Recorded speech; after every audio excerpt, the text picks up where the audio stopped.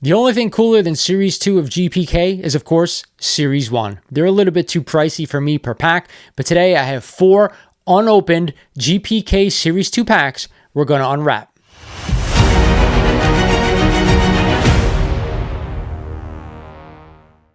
So here you have it, 4 packs of the all-new second series Garbage Pail Kids from the original line from the 1980s. Now, all 4 of these packs were purchased from one seller off of eBay. Crazy story was that I actually ended up only purchasing 3 packs, but when they shipped them out to me, the guy only actually ended up sending me 1 pack. So I reached out to him and said, hey, I purchased 3. And he said, oh my God, I screwed up. Let me send you an additional 3 packs. So 4 in total, which is a really great deal considering I paid $50 per pack. Now, I don't normally do this. I have done it once before, like I was saying, but spending this kind of money on pack breaking to me is not really my style, but I did find it to be a fun video last time I did it. So we're going to go ahead and unpack these things, and hopefully we get some really great centered cards and of characters that I want to possibly send over to PSA. With that said, before we unwrap these things, I want to do a little bit of self-promotion. I still have a few of these mind-blown mighty cards that I had made up to promote the channel. If you guys are interested, they are only $5 to $7 each, depending if you want them signed or not. Still think if you're a card collector or a Garbage Pail Kids collector, these are pretty cool.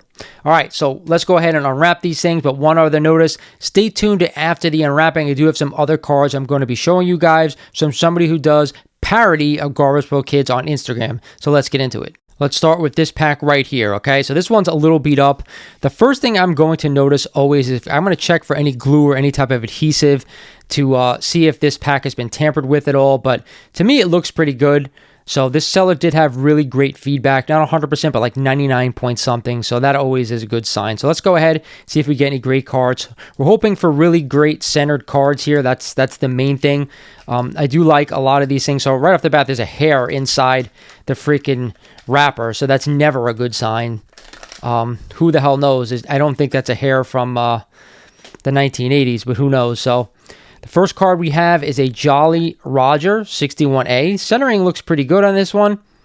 Definitely check it out. Again, a great card from this line.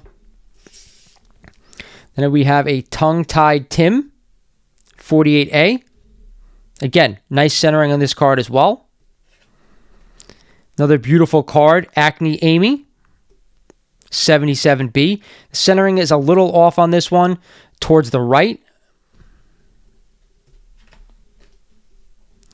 We have Rachel Rodent. Again, centering is off towards the bottom of the card, as you guys can see.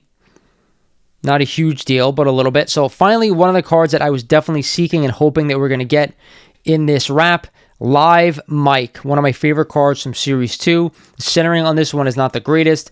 Definitely over towards the left, unfortunately. But again, a card that I would like to own from Series 2.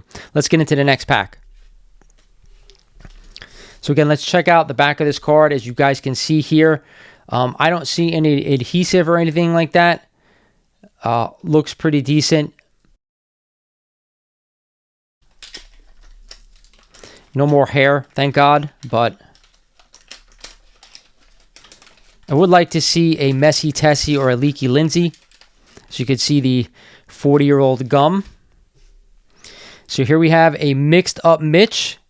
Not the greatest centering, unfortunately. A little bit off to the right. Here's a card that I definitely wanted. Would have rather preferred Bad Breath Seth, but here we have a Foul Phil. A little bit off-centered to the right, but not too bad.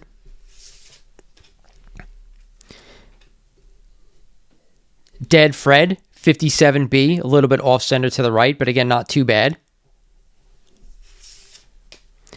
Doug Plug. Not one of my favorites, unfortunately. And the last card in this pack is Patty Putty. Again, not one of my favorites as well. There were a ton of these cards. Patty Putty and her counterpart could be found on a lot of packs from Series 2. And this one is really badly off-centered, unfortunately. Badly miscut. All right, let's get into pack 3 and examine it. Again, I like to always feel along this portion of the pack to see if I could find any glue residue, and I really can't see anything or feel anything. There's a little bit of schmutz, it feels like, here on the outside of the pack, but I don't think anybody who's resealing a pack is actually putting anything here, but who knows. Let's hope for something good.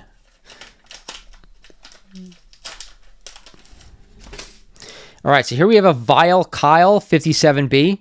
Pretty decent shape. Definitely one of my favorite Series 2 cards. Bonnie Bunny 76A. Again, a little bit miscut towards the left. So we got a Messy Tessie, believe it or not. My favorite card from the Series 2 line. The cut is not bad, although not great. Definitely miscut towards the bottom of the card, unfortunately. But again, this is my favorite card from Series 2. This and Leaky Lindsay, but I like Messy Tessie a little bit better. I think that's a better name. Next up, we have Kennel Kenny. Again, cut is okay. Definitely more cut towards the bottom. And we have a Pegleg Peter. So earlier on the first pack, we had his counterpart, which I believe his name was Jolly Roger. So you guys can see counterpart right there. I think Pegleg Peter is in a little bit of better shape. Definitely a better cut, but overall, not too bad. So let's get into the final pack right now. And we'll hope for some magic, okay? Hope for some magic.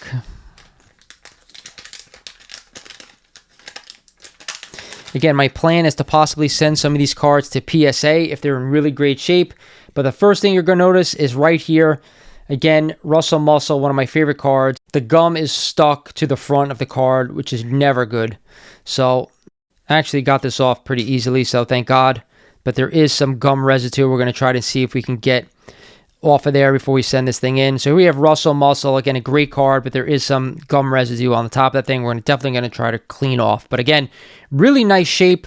The cut is pretty good in this one, slightly off to the left. But again, a beautiful Russell Muscle, 51A. Next up, we have Art Gallery. This one looks absolutely pristine. So this one I think is definitely going to go to PSA for grading. 80B. Cut looks pretty good.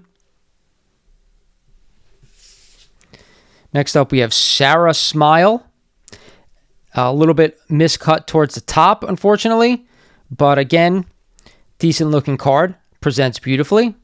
So here we have another one that is actually one of my favorites. You guys heard me do that in one of my bigger Garbage Pail videos. Brutal Bridget. This one is slightly miscut diagonally. You can kind of see here right in this corner that the cut is a little off. But other than that, really, really a great looking card. And the last card for this series is Shrunken Ed, another badly miscut card. But again, we're talking about Series 1, Series 2. I always tell you guys that's where most of the value is. But we're still trying to get pristine looking cards. We're trying to get cards where the centering is actually perfect on them, because if you get a PSA 9 or a PSA 10 on a lot of these Series 2s, they're still worth about $100. And roughly when you're sending in a card to PSA, it's about $20 per card, depending on if you have a membership, if you don't, so on and so forth, the value of the cards. So not too bad of a pack break. We got some cards that we really wanted in this set, but overall, the most thing is that we got great centering on a lot of the cards. So I told you guys I had some cards I wanted to show you that are not Series 2 Garbage Pail Kids, so let's get into them right now. So there's a guy on Instagram. I'm going to drop his Instagram handle in the description of this video, but he does parody Garbage Pail Kids. They're called Bastos Kids. Here we have an Atom Bomb Chase, you know, kind of like a variant that he sent me. Here we have another one, another variant that he did with Atom Bomb. Pretty cool looking cards. Let's go ahead and you can see just says Bastos Kids on the back for these. These are like numbered 3 out of 7. The other one was not. Here's another set that I'm going to show you. So you guys know I'm into arcades. You guys know I'm into everything from the 1980s. He had a Punch-Out set that I thought was really cool looking that he had made. And I believe they're still available for purchase. They were pre-orders, but I do not think his pre-orders ran out. And they were pretty cheap. I think they were $30 per set. So this is the first time I'm looking at these. Here we have Little Mac. You guys remember Mike Tyson's Punch-Out? So these are play on all these. Mike Tyson's Punch-Out, Little Mac. Here we have Glass Joe. You guys remember him from the arcade and from the Mike Tyson's Punch-Out on the NES. Von Kaiser.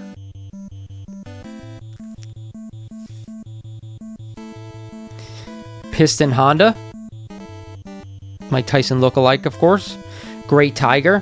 I remember as a kid not figuring out how to beat Great Tiger forever. It took me forever to figure out how to beat the dude. One of my favorites of all time, King Hippo. Classic villain in any arcade game, NES game, whatever you want to call it. One of the best villains of all time when we're talking about gaming.